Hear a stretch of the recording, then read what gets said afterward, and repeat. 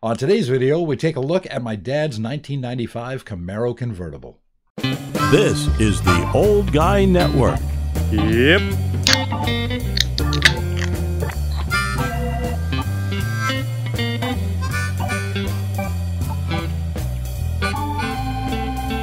Welcome back to the Old Guy Network. I'm the Old Guy, the OG, Jay, and you knew that already. And the first thing I want to do is explain these glasses. I can't find my glasses, so I got these at the Lost and Found where I work.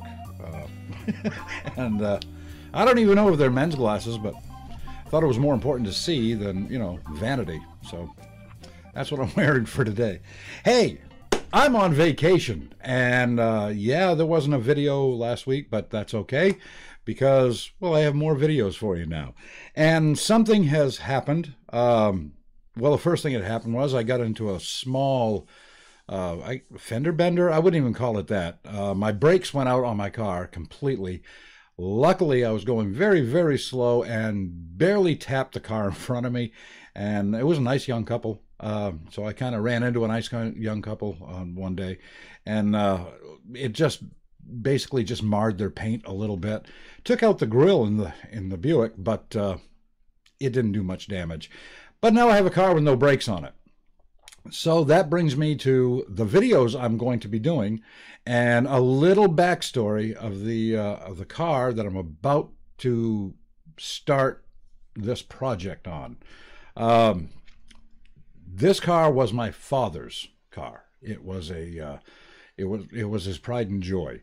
He bought a 1995 Camaro Convertible, and this was, I think, 1999, 2000, so it wasn't that old. It was just a few years old. He only bought the car because my nephew, his grandson, decided he wanted that car, and he talked my father into it, and it was the car my dad had right up until the time he passed away. It was a beautiful car, and right before my father did pass away, he asked me, what should I do with the car? And I said, well, you probably ought to leave it to your grandson. He's the reason why you bought it in the first place. He's the reason why he put dual exhaust on it. He's the reason why he did everything for the car. And he said, you're right. So that's what happened. And my nephew, he got the car, and he took good care of it. But he wanted a motorcycle. Chances, as chance would have it, I purchased a motorcycle off my nephew, same guy, a few years before that, and I said, you know what? I don't drive a motorcycle anymore, so why don't I trade you for the Camaro? And he said, sure. I drove the Camaro for about a year, and then thought, you know what? He should have both. So I let him keep the motorcycle. I gave him the Camaro, and that's where it's been for the past 6 years. Well, now I have a need for a car, and I talked to my nephew, and he said, yeah, you can have the car back. Not a problem. The only thing is, he hasn't driven it. He hasn't even started it in over 5 years. So I've got a little bit of work to do, and, well, actually, I got a lot of work to do to it. Let's take a quick look at what the car looks like now, and then I'll explain to you what I'm going to do with it, and we'll go from there. Here it is, my dad's pride and joy, his 1995 Camaro Convertible.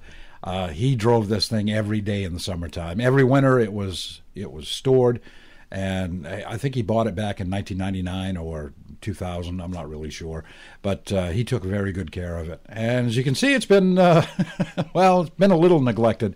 It's been in storage now for about 5.5, 6 years. And, well, it's time. It's time to get in there, use some elbow grease, and there are a few things that have to be taken care of before I even take it on the road. But I took a battery over there yesterday and put the battery in, and, well, let's take a look at how that went.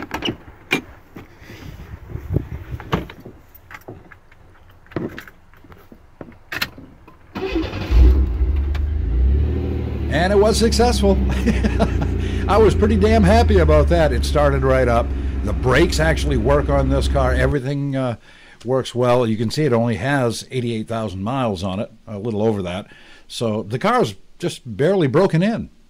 I'm pretty happy with the way things turned out yesterday. Now, as you can see in the video, there are a few things that have to be taken care of. One of them is the rear window, the window that's in the convertible top. That has come out. And what has happened is very, very common in convertibles, especially, 27-year-old convertibles. The tape that holds the glass in gets dried out and it falls out. That's just what happens. And the glass is in pretty good shape. There's a small crack at the bottom, but it doesn't affect the view in the window at all. You can still see through it. Once it's put back in there, you won't even see the crack. But yeah, I gotta take that out, have that repaired, or repair it myself, and then put that back in, and then that part is good to go. You'll notice the taillights on the back of it. I put those on there because I thought they looked a little better than the original taillights. I wish I had never done that. I did that when I first got the car about 5 years ago. I wish I'd never done that, and I sold the original taillights on eBay because, well, they cost a lot of money. So now they cost even more, so I'm not going to replace them. But yeah, it is what it is. They look okay. The car really needs to get washed, and I'm going to have to take some rubbing compound, some polishing compound, go over the whole car, especially where the front cover you see on there, that's called a nose bra.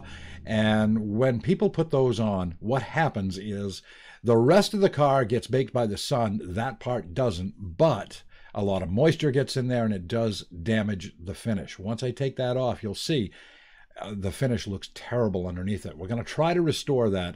Also, the engine, I didn't show you that yet. It's a V6 in this car. It's a, I'm not even sure. I think it's a, I'm not sure what size it is, to be honest with you. We're going to take a look at it. I know it's a V6.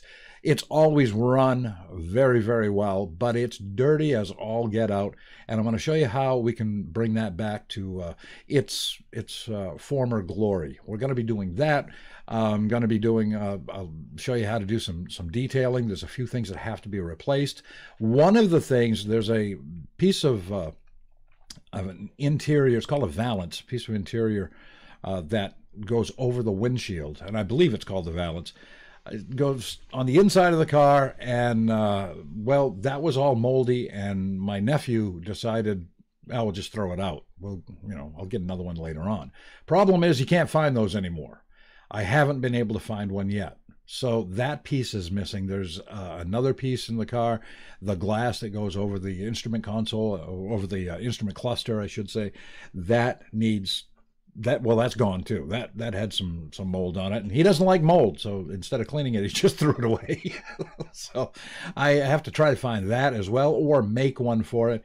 And then the rest of the interior is in pretty good shape.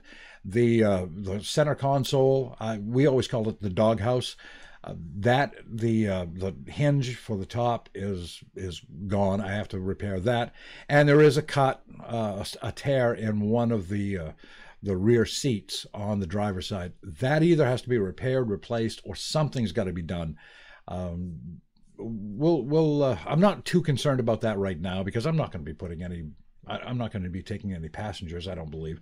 But well, I'll have maybe one passenger, but they'll be up front. So the back seat in that car is horrible to ride in. I've done it a few times, especially with the top down. It's very claustrophobic. It's not something I want to do. I don't want to put anybody through that. So I do have my my work cut out for me, and we are going to have a series of videos restoring my dad's old car. And it doesn't need a whole lot of work. It really, really doesn't. There's only one mechanical issue, if you can call it a mechanical. It's an electrical issue. Well, I should say a lot of GM cars, especially the sports cars and the sports sedans back in that era, there was a power drain. We don't know why. My Corvette has the same problem. This one had the same problem. My dad was really, really sick of buying batteries every 2 years. Instead of finding out what that power drain was and correcting it, he rewired the car so that every time you shut the car off, you have to redo the radio, you have to reset everything. So I do want that looked at, and I do want to try to bring that back to the way it was supposed to be and find out where the power drain is so that I don't have to keep replacing batteries. So that's it. This is a labor of love. This was my dad's car, and now it's back here in the trailer hood where it belongs, and I'm going to give it some tender loving care, and we'll just go from there. Thanks for taking this quick look at my dad's old car, and I hope you join me for the videos that we're going to do. And I've got some other projects coming up too, and now that I'm on vacation, hey, I've got 10 days to try to get a bunch of stuff done. So I'd like to have you there with me. And we're almost up to, maybe by the time I put this video out, we'll be past 1,900 subscribers. That's great. Let's try to get 2,000 before I go back to work. You got a few days. Tell all your friends, and we'll do the best we can. That's going to do it for the Old Guy Network. For the, you know who I am. I'm the Old Guy. I'm Jay, and I'm out.